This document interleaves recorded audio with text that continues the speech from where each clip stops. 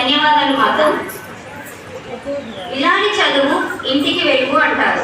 ఆనాటి సమాజంలో స్త్రీలకు విద్య కోసం పోరాటం చేసిన వీర నారీమణి అయిన శ్రీమతి సావిత్రిబాయి పూలే మన దేశం మొదటి మహిళా ఉపాధ్యాయుని. అలాంటి గొప్ప వ్యక్తి ఏకాపాత్రాభినయం చేయడానికి మన ముందుకు 4వ తరగతి చిన్నారి అయిన ఎస్ ధ్రువిక రాబోతుంది. చప్పట్లతో ఆహ్వానిస్తారు.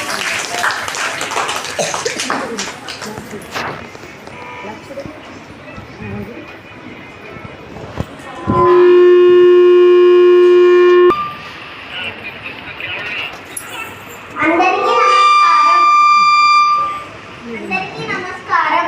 నా పేరు ఎస్ ధ్రువిక. నేను 4వ తరగతి చదువుతున్నాను. సావిత్రిబాయి పూలే.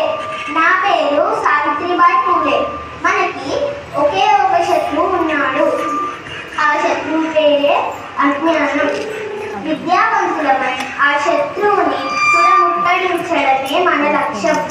స్త్రీలకు విద్యను దూరం చేసి సమాజంలో అక్షరాలు నేర్వలేని అజ్ఞానంలో జాతి యావత్ మూఢనమ్మకాలతో మగ్గుతున్న అంధకార యుగంలో భారతావని చదువు నేర్పే వారిని జ్ఞానులుగా మార్చడమే నా లక్ష్యం.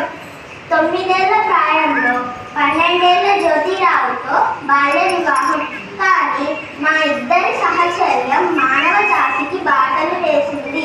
నన్ను ప్రోత్సహించి చదివించారు. స్త్రీలకు విద్యను నేర్పేందుకు నేను సిద్ధమయ్యాను. దానికోసం 1847, 1848లో అహ్మదాబాదులో ఉపాధ్యాయ శిక్షణ పొందాను. 1848 జనవరి 1వ తేదీ నచివేయబడిన నిమ్న వర్గాల బాబు కోసం పూణేలో బయటెలిసిన నాటికి నా వయస్సు 18 సంవత్సరాలు. మేము దంపతులమిద్దరం కలిసి మొత్తం 52 పాఠశాలలు ప్రారంభించాము.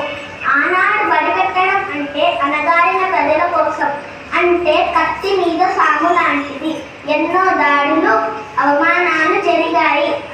బడికి వెళ్ళే దారిలో అసభ్యకరమైన భాష, వైఖరితో నాపై దాడి చేసేవారు. అవన్నీ ఎదుర్కొని భయపడకుండా చదువు చెప్పడానికి వెళ్ళేదాన్ని. అసమానతలు రూపుమాపాలనే సంకల్పాన్ని మరింత దృఢంగా చేశాయి. 1873లో నా భర్తతో కలిసి సత్యశోధకు సమాజాన్ని నెలకొల్పి మూఢనమ్మకాలపై పోరాటం చేశాం. అన్యాయాన్ని ఎదిరించడానికి, సమాజాన్ని మార్చడానికి మీరెందుకు ప్రయత్నించకూడదు? నా ఆశయం నిలబెట్టే బాధ్యత మీదే కదా. మనం